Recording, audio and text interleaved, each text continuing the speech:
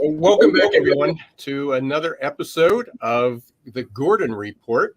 We're in the middle of August, and we are hitting more records, unfortunately, for the labor shortage. More than 10 million open jobs. Unemployment rate was following, at least the one that the government tracks. We'll hear more about that in a minute from Ed.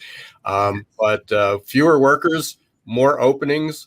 More people are resigning. We're still in the heat of the Great Resignation, the perfect labor storm, the unemployment meltdown, or the employment meltdown, as Ed calls it. But we've got three great guests today, and we are on the cusp of the release of Ed Gordon's new white paper, Job Shock. It will be out in just a few weeks, and we'll be talking about that and hearing a lot about that, and also most importantly, what are some of the solutions that are ahead. So I'd like to, at this point, one other thing, just to kind of a slide that kind of captures it all. We've been talking about this for the last few months, but we are ultimately on pace to have 128 million skilled jobs by 2030. At the current pace, we will have 56 million skilled workers to fill those 128 million jobs. If we have a robust, aggressive, assertive, if we all get our act together really quickly, which is what we're talking about today, and start to train workers, we can probably upskill about 30 million workers, upskill, reskill, and then 10 more million through changes in education.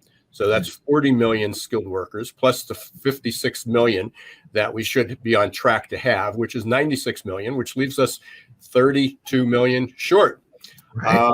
So we can talk about all the automation and everything else there, but regardless, we are on this. We are not at the tipping point. We are on the beginning of the pendulum, and we're pretty far out from fixing the problem if we don't get pretty aggressive. So at this point, I'm going to turn this over to Ed. He'll be able to introduce our guests, Jack and Ann, and kick this panel off. Okay, thank you. Thank you, Ira. This is what you're looking at is the retained team that we have developed a program over particularly the last 20 years to help local communities and regions address these changes brought about by the Fourth Industrial Revolution.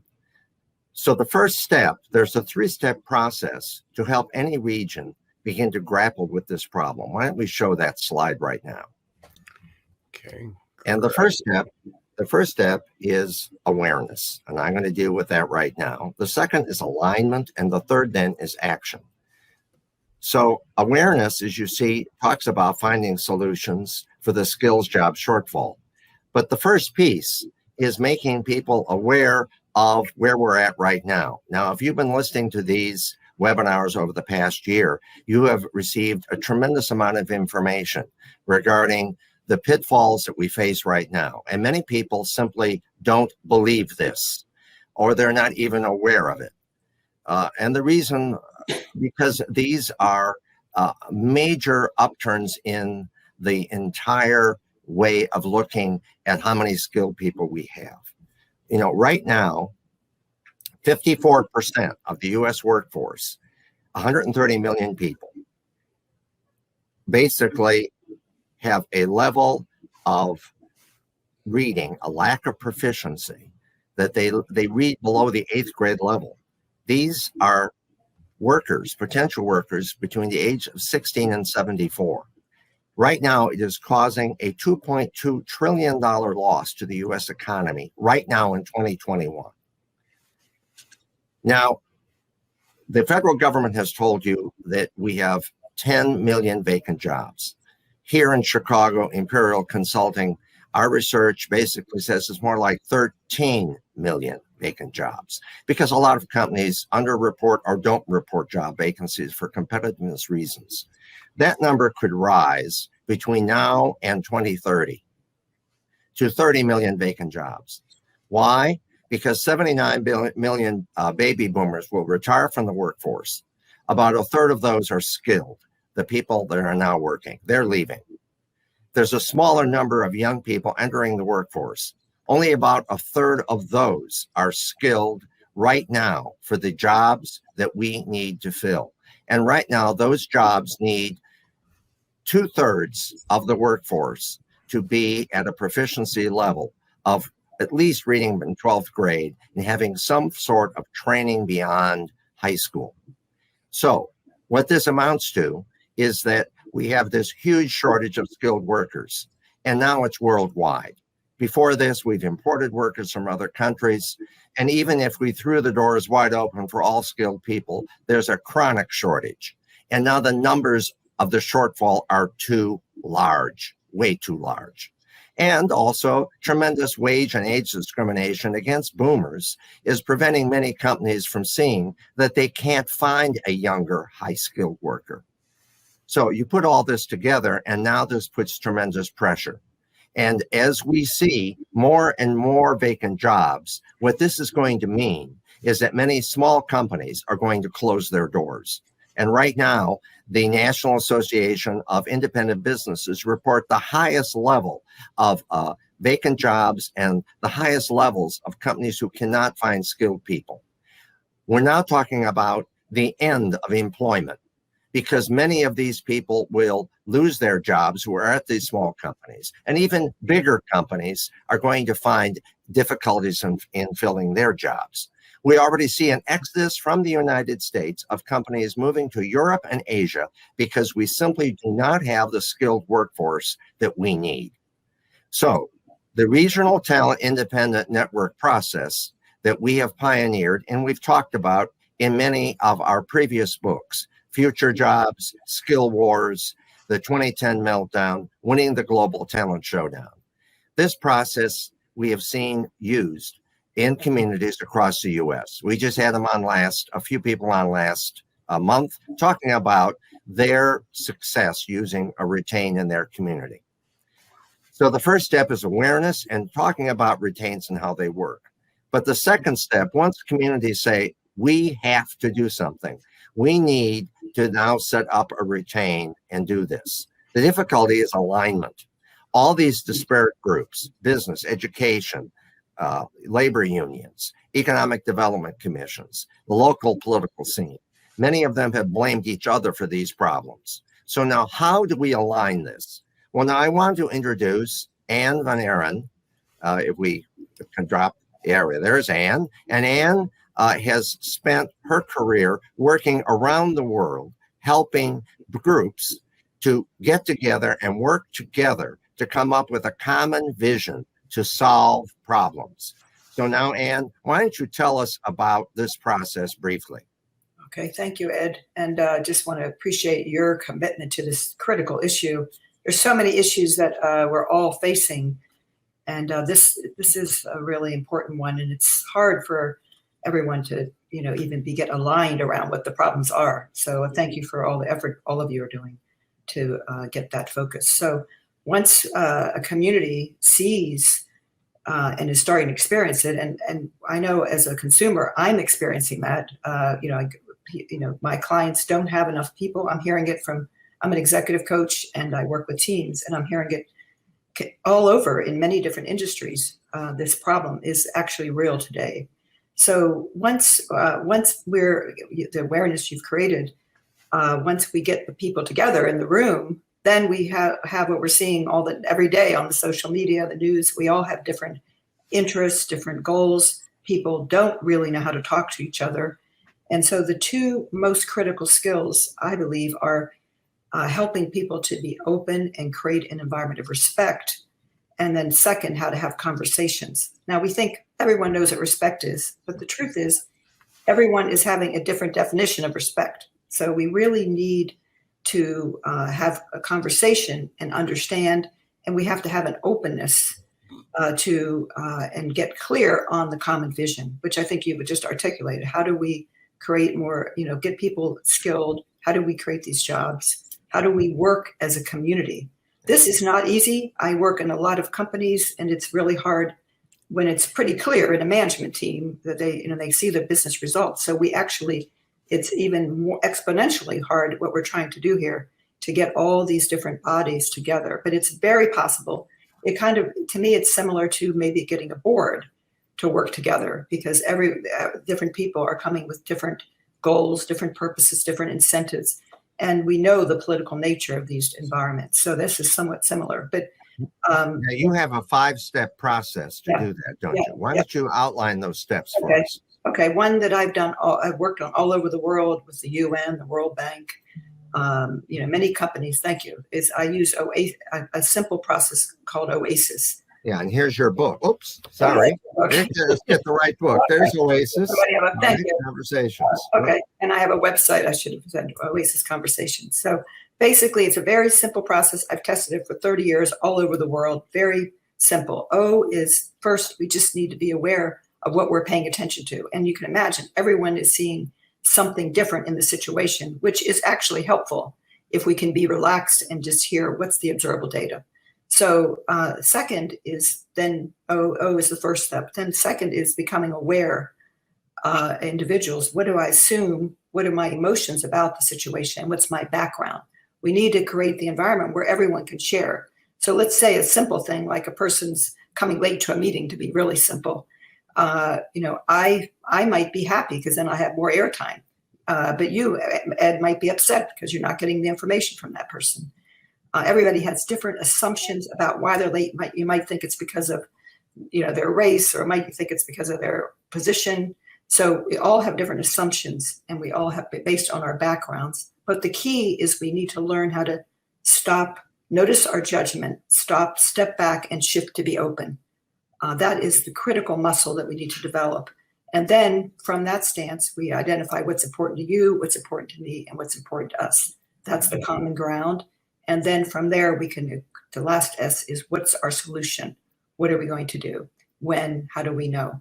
So I've used that process all over the world, taught it to leaders. And I think in addition to other skills that workers need, is they need to learn how to communicate, not only the workers, but also those who are trying to put together the system. So in other words, instead of having warring tribes within a company or a region, people get together and look at the total picture and share a common language to come up with a solution. Yeah, and listen to each other, right? Yeah, and it's very simple once we recognize that have assumed positive intent. That if we assume everyone has positive intent, the part where we get in trouble is we're assuming others are not collaborating. They're not really. We have to have a common goal. We have to get aligned by assuming positive intent, and we have to catch ourselves when we get judgmental and shift to be open. It's very possible. I've done it all over the world. It's just people haven't learned this skill, just like many others. And Ann, I've seen this happen in many communities where the children are leaving, the businesses are closing, the tax base has gone to hell, and now the different groups are forced, literally, for survival to get together. And they find out that they're not all screwballs and scumbags, but they're actually good people, and they do come up with solutions. Exactly, and it's really a fun process too. People love it once they start doing. We hope they don't have to get to the dire point where, we hope they can begin a little bit. Well, now we're already at a difficult point, but I hope they can. It is. Well, our country is, and we need more of what you're talking about. So now let's go to the third step. And Jack Oakes, let's put the screen back up again. The third step, which is action. Because once people come up with a common vision, there are many things. How do you implement the training for adults, the educational programs, and career ed for students? Because part of the problem, folks, look, the pipeline is broken. We don't have enough young, educated people entering the workforce to meet the job needs of the United States of America. For the first time in our history, we're critically short. All right, so now I want to introduce Jack Oakes. Jack Oakes is the secretary of, in Santa Ana, California, of High School Inc., a program that was formulated in the early 2000s. And he wrote, I have to get the right book here. He wrote Maximum Impact Education. And this is a fascinating book because it's how they did it. It's how they got the businesses, the educators, the politicians, the unions to come together. And it wasn't easy, was it, Jack? Why don't you tell us about that? No, Ed, it wasn't easy. And taking a tip there from the beginning of our little podcast with Ira, action is necessary. And when it comes to education, it's like watching a slow moving train wreck. It just is devastating to know that we're not prepared in education to do what we need to do. But if we used Ann's techniques, we could introduce the community as a really viable part of the education system, which right now there is a distrust, as Ann was talking about, between the two sectors. That needs to be overcome. Now, when that happens, when you do that, you need to be starting with the end in mind. I often tell people who say, "Oh, I want to help out. I want to be involved in this reform of education and make good things happen." And my response is, don't come to the table unless you plan to stay there forever.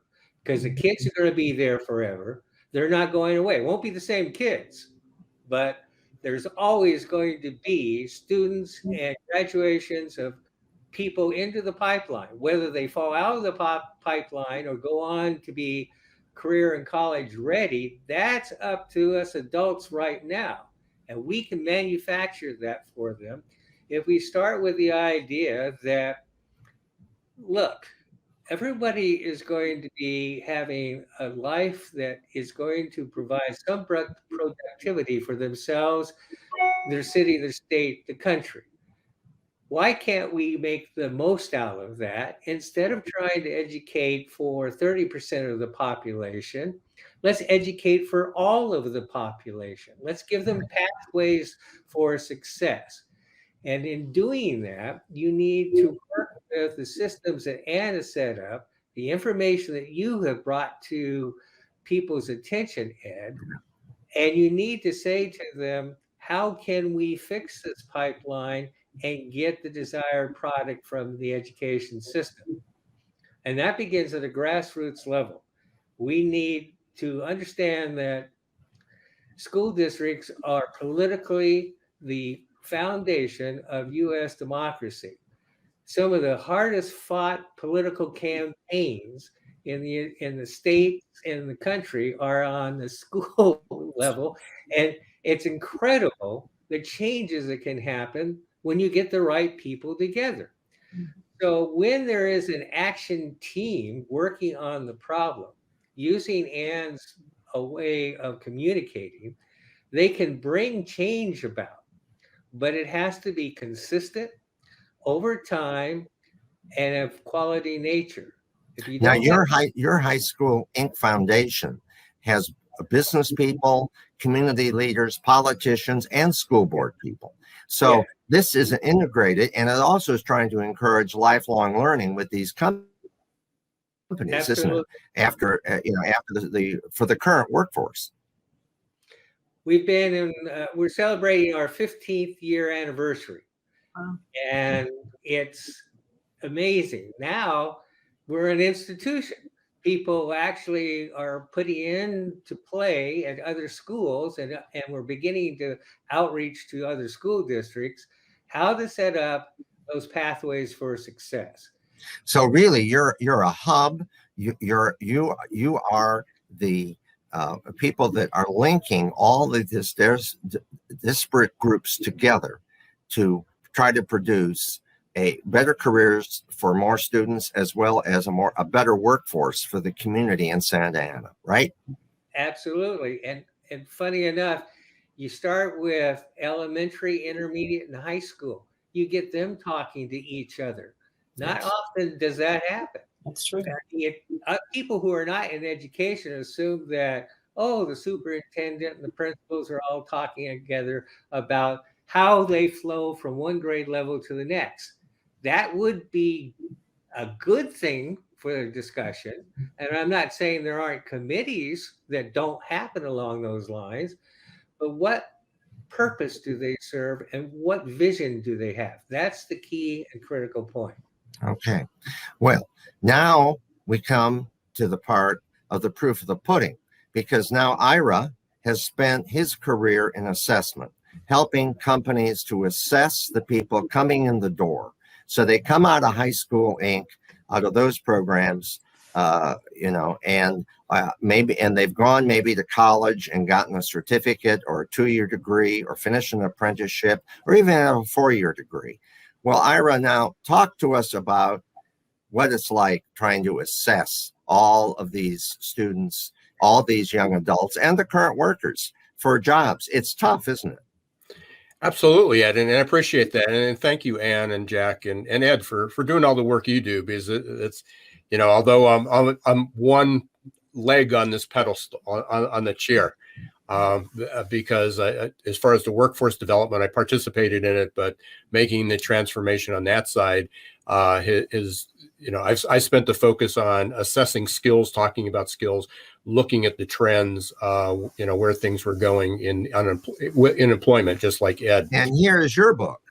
Thank you. And many of you, he has it right behind him, and you also have your book. Got the big book. But So I want to emphasize and Google to your whole audience. And let's emphasize the whole audience. The four of us has spent our lifetimes doing this work, and we've come together because we're great and happy and wonderful. No, we've come together because we see the synergy of what this retained process can produce. Go ahead.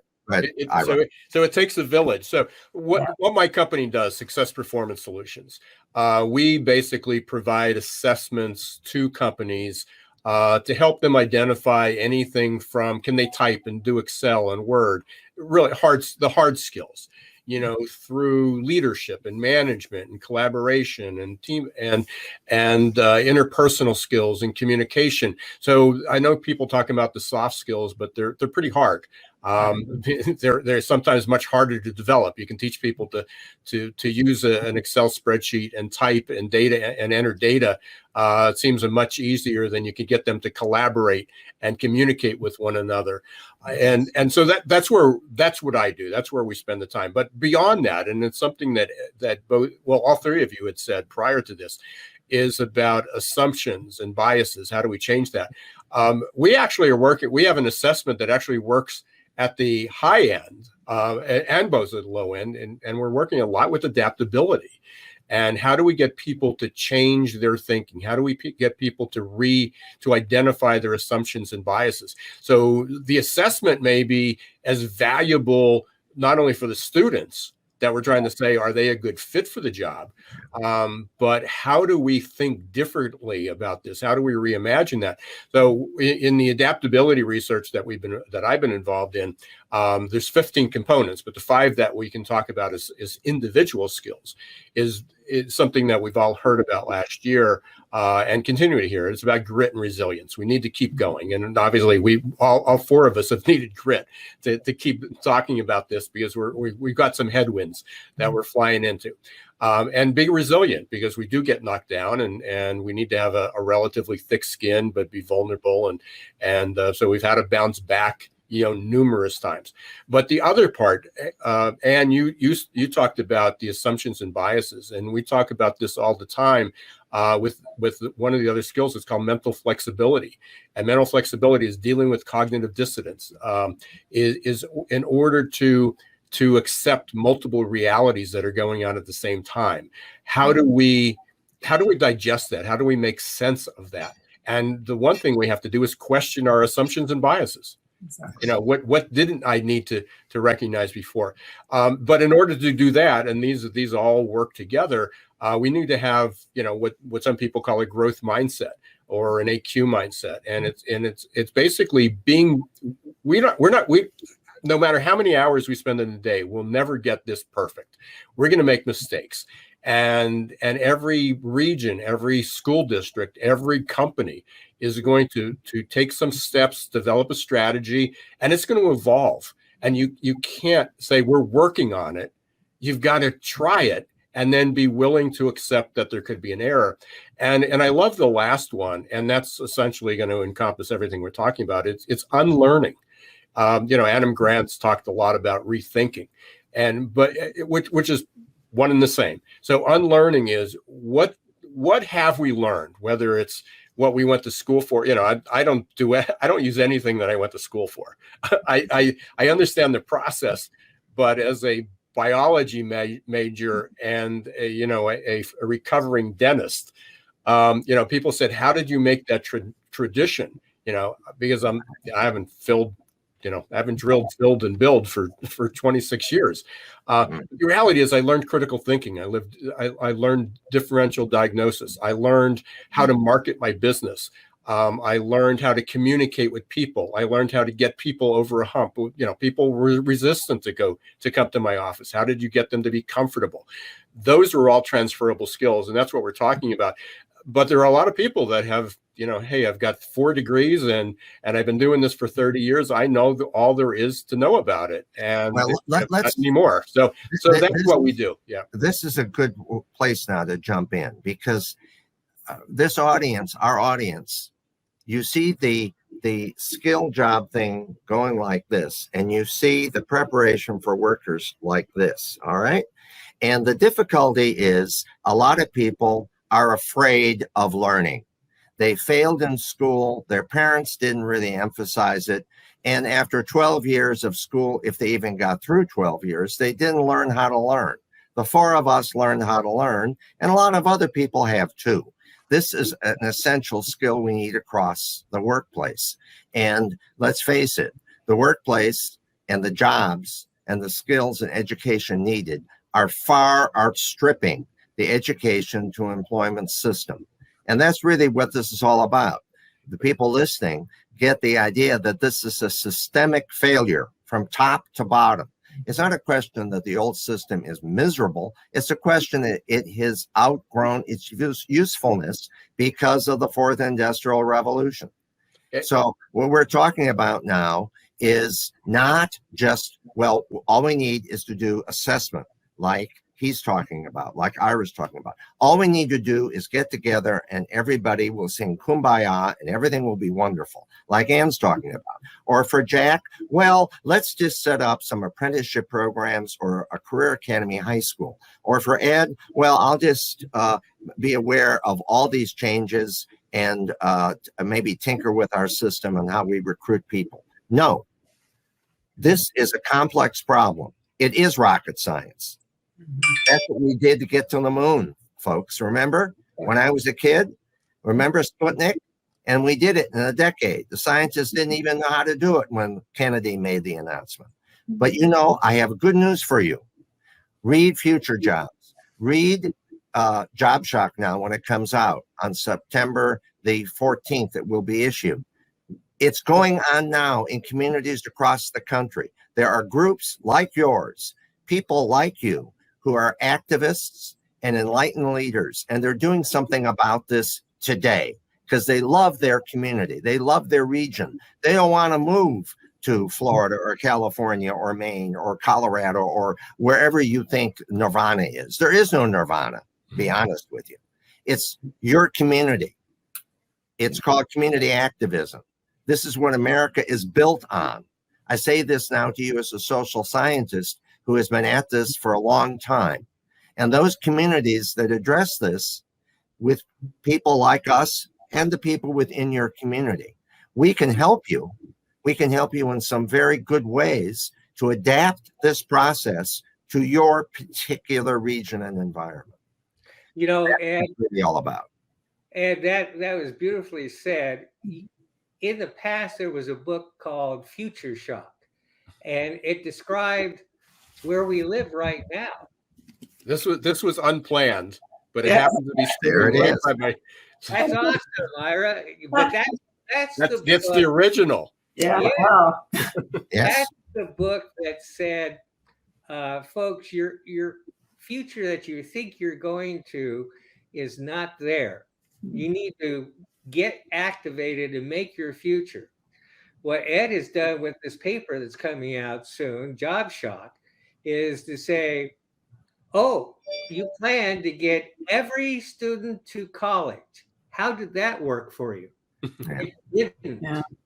First of all, not all the students went to college. Second of all, they didn't get the skills. Third of all, they created debt beyond anyone's possible imagination.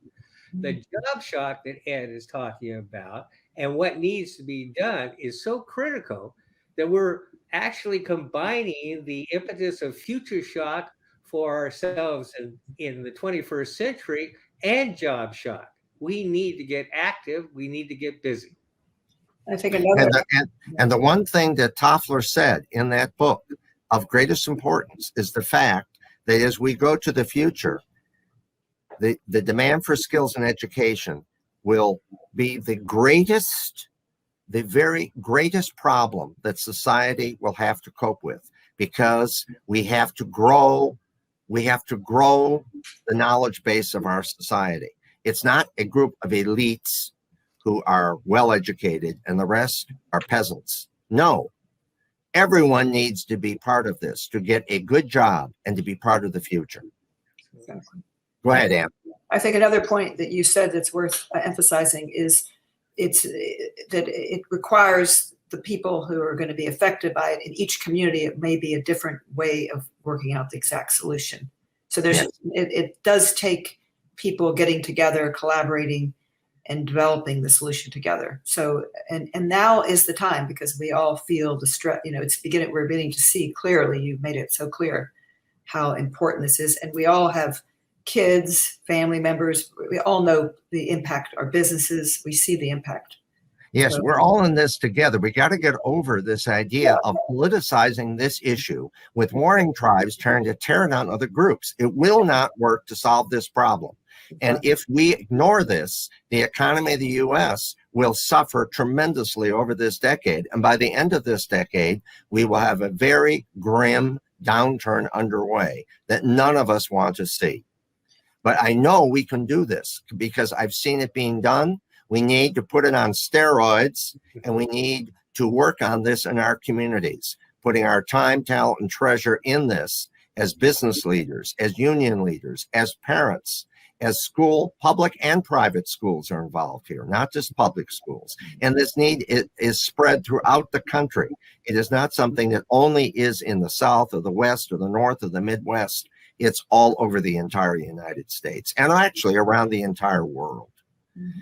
And as Ira has seen, it's getting harder and harder now to find workers, isn't it, Ira? Absolutely. I mean, there's not a single day that I don't get contacted or I'm not speaking about it, but I post, I'm pretty active on LinkedIn for anybody who wants to connect up there. But today, I think there were 3 responses already about that people reached out or some comment I made of how challenging it was. And it's, they're just confirming what we're talking about, that, and that's real life, because these are the owners of businesses. These are people working in the businesses and unable to fill the positions.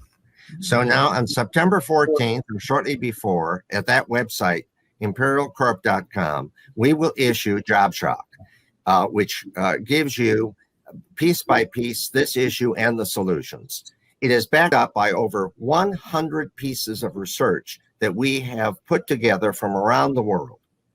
And we will have, at that time, a week later, a rollout here in Chicago at the Cliff Dwellers Club on Michigan Avenue in downtown Chicago, at which we'll have leading economists discuss this, as well as retained groups also talking about what they have done.